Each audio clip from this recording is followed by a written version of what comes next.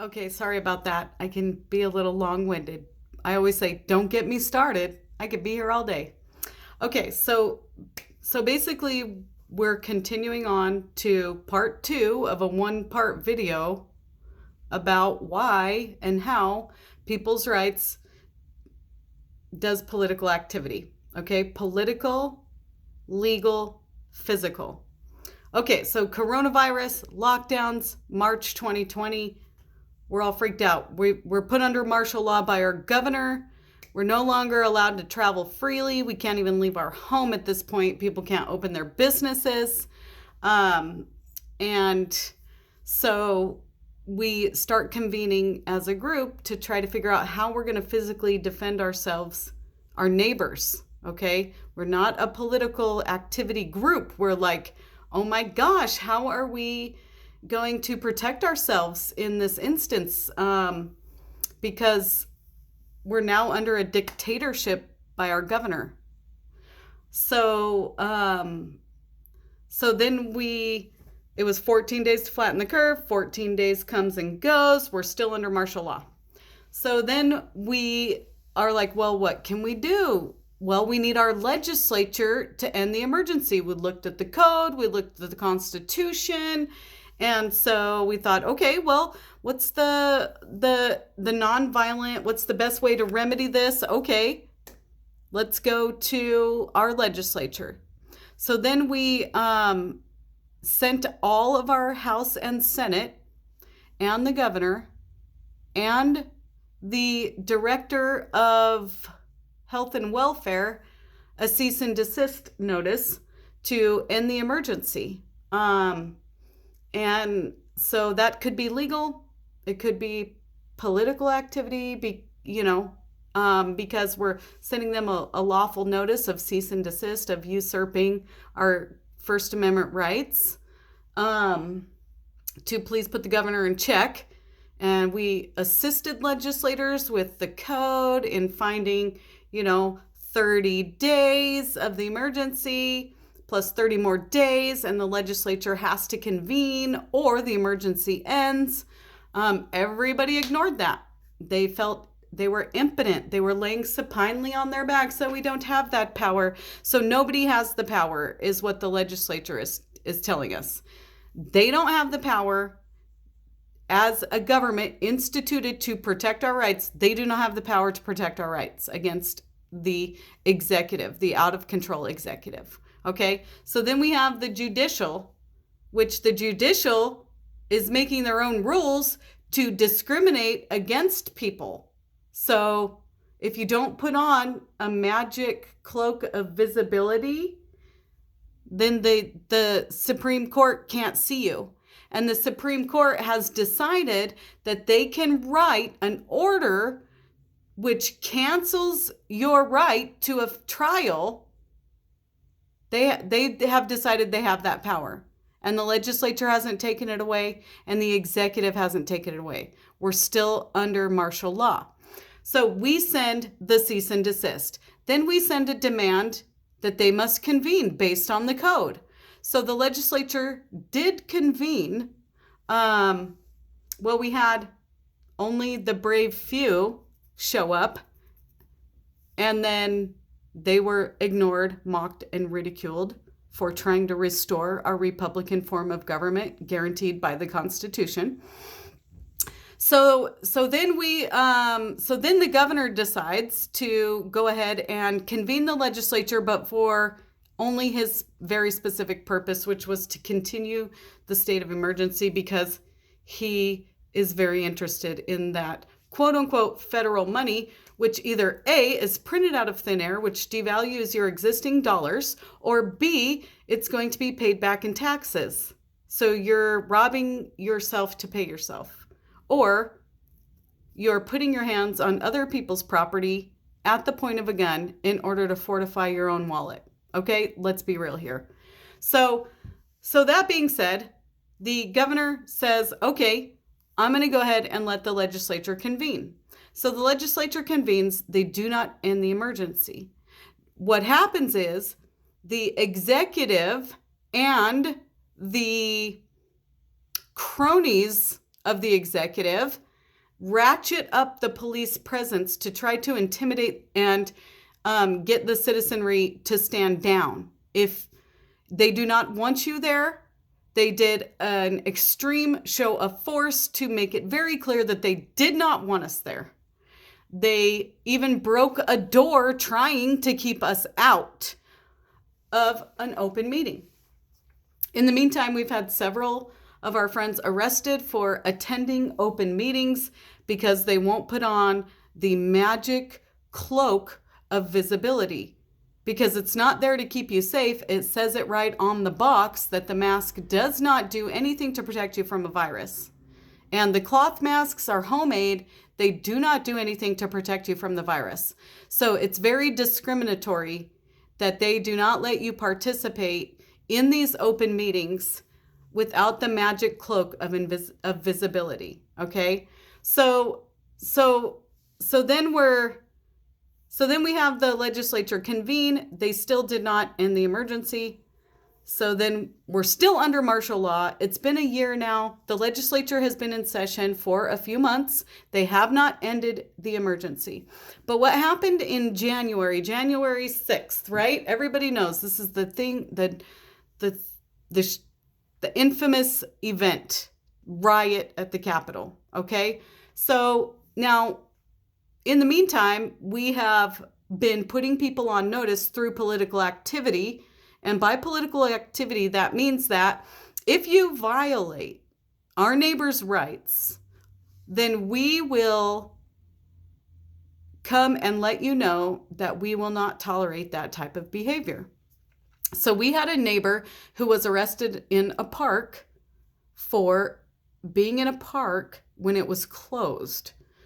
And it was closed through an illegal order, not a lawful order. So our law enforcement are not law enforcement anymore. They ignore the law and enforce orders at this point. We need to realize that very deeply, because the laws don't matter anymore. The city and state and county are enforcing orders.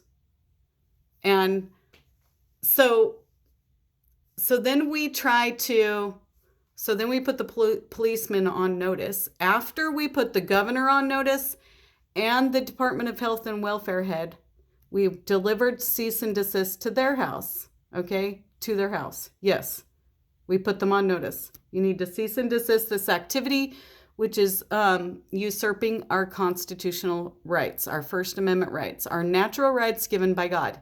So we're telling you in a nonviolent manner that you need to cease and desist, that this is unacceptable behavior.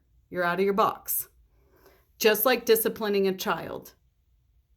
You don't hate your child when they're out of control and you tell them to take a timeout. In fact, we should take timeouts when we're out of control, okay? So everybody needs correction. It does not mean you hate them, okay? So we told them, no, we won't tolerate this. You need to stop it now.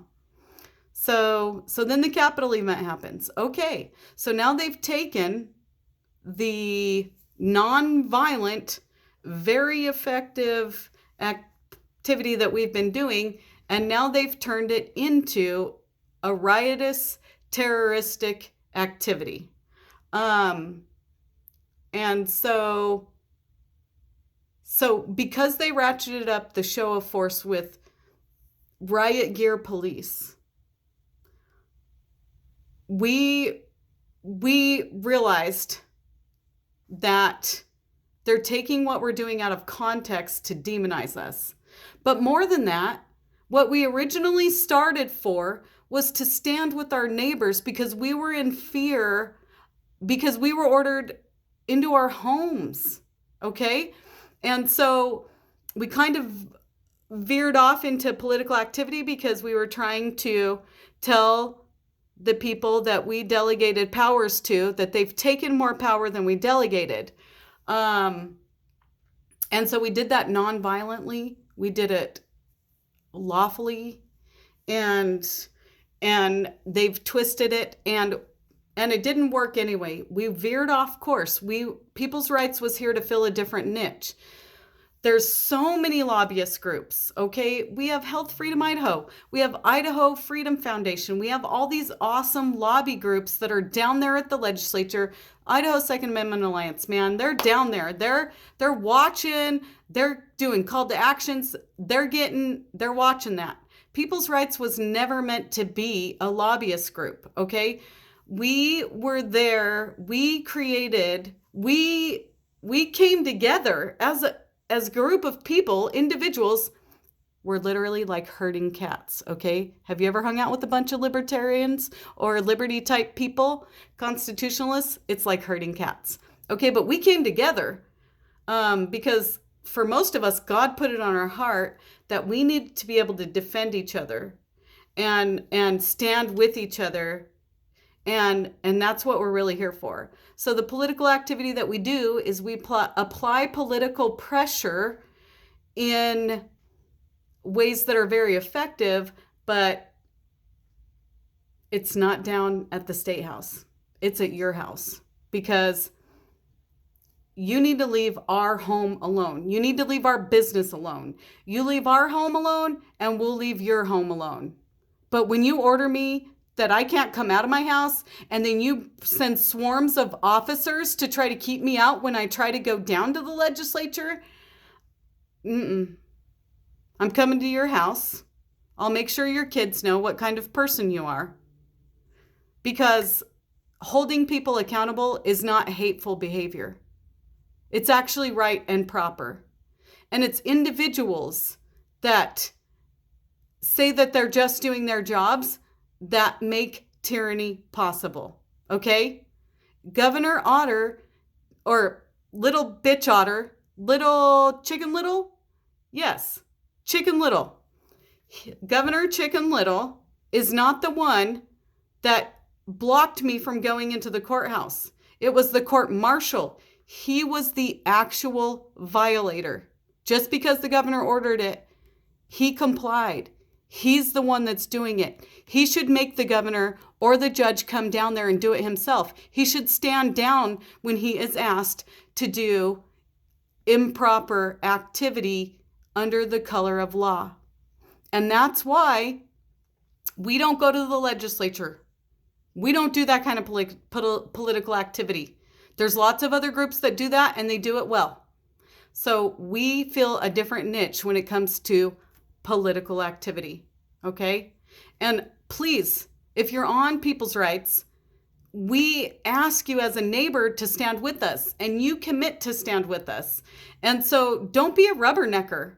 I mean, if somebody's rights are actually being violated, they're being kidnapped because they're trying to attend court undisguised, and you're down at the legislature when someone's actually having in jeopardy, that's not people's rights.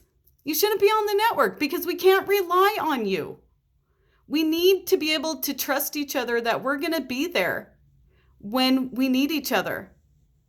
And that's all I have to say. And so if you don't understand why People's Rights does not do political activity the way that you think we should, is because we've got about 10 to 30 years on you, in that we've spent that much time of our lives sacrificing our fortunes if we're down there, and our sacred honor, because if we actually try to hold people accountable, then they try to make us look like clowns.